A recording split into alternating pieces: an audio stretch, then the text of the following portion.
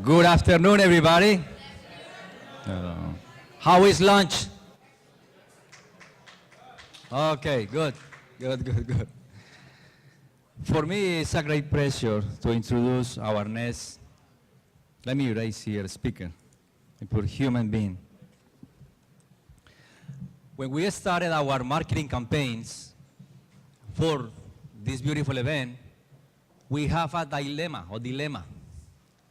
In some materials, Dr. Arturo Condo was listed as rector of INCAE Business School, while in others was listed as president of the INCAE Business School. Whether rector or president is not the title that makes the person important. It is the person that makes the title significant for the enterprise. So let me introduce a little bit of both in just a few sentences. The enterprise and the man.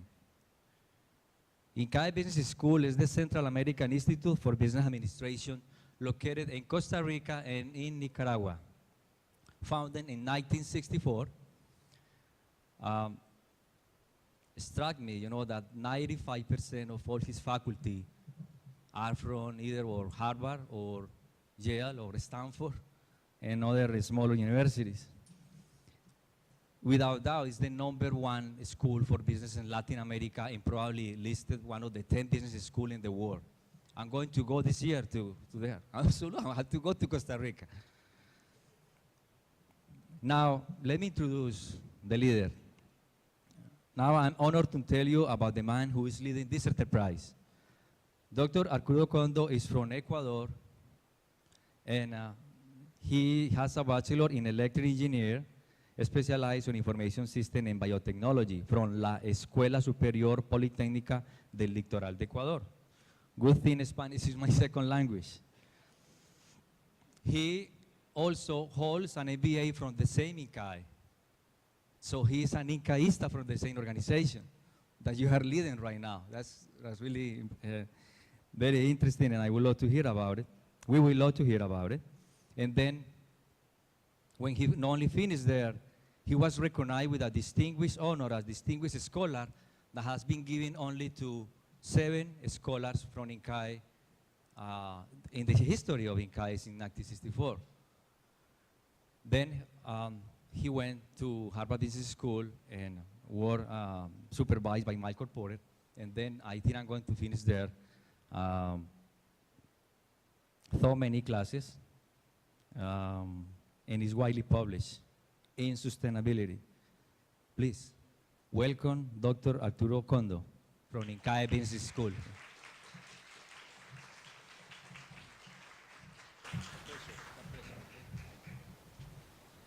Now the tough part is to live up to the expectations, but I'm really happy, first of all, and thankful to be invited. I have to say that I was expecting to be the voice of the developing world here, and to my surprise and my delight, I have to say, I wasn't. Clearly, for the whole morning, we've talked about development in different ways, in different dimensions, and many of you have expressed your interest, your passion, your ideas on what development needs. So in that sense, I'm not that necessary, perhaps, as I thought I would be. But let me add a little bit of a couple of ideas on this issue of sustainability. And before I do that, let me tell you a little bit about INCAE, the institution I lead. Because it has, in my case, shaped me a lot, and the history of this institution has shaped itself a lot. We're a business school, mainstream business, mainstream meaning hardcore business, if you will, founded in the 60s in Central America, but the different or the special factor of INCAE's history is that since the beginning, the founders, business people, were very clear that the goal of the school was not just to train managers, but really to educate change leaders, change agents. And that word change agents is actually one that we've used since ever. I went, as Guillermo kindly said, I got my MBA from INCAE almost 20 years ago, and one of the things that impressed me when I walked into the first day of classes was that I was expecting to hear about business and whatever you expect from a first day of an MBA program, but really what I heard was about change agents and how the mission of the school was that we send these, generations of brilliant, smart people into the region, hoping that they will actually change it. And that struck me. That was the first day of class, and shaped a lot of what I did in the future. In the 60s, I think it was 65, in a speech that the founding chairman of the board of INCAE gave in a graduation ceremony, he spoke, and this is in the documents, I wasn't there, but I wasn't even born then, but spoke of how the school's mission was to train people who will create jobs, but will create jobs using, these were the words, using natural resources wisely, so that in the future generations we have access to those resources, and creating more social equality. I don't remember if equality was the word, but it was creating social welfare, social benefits for the people in the region because much was needed. The wording was different, but it's everything we call sustainability or sustainable development today. And clearly that shaped the school very, very, very much. We have an MBA program, which is the core of what we do, and it's kind of the main concern, and that's what we live and dream and work for.